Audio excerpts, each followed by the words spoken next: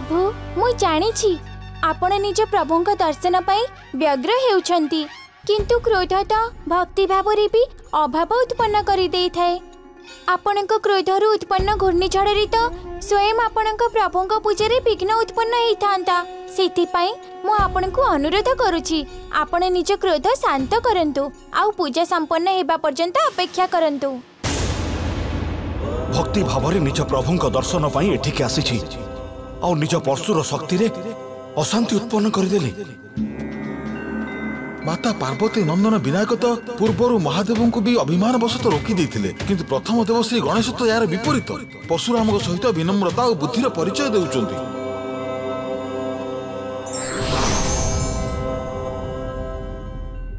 पुनर्बार श्री गणेश निज बुद्धि बल परशुराम को शांत करिबारे सफल होइगले। धन्यवाद ती दने तो अथंबब को तंबब तली देले से।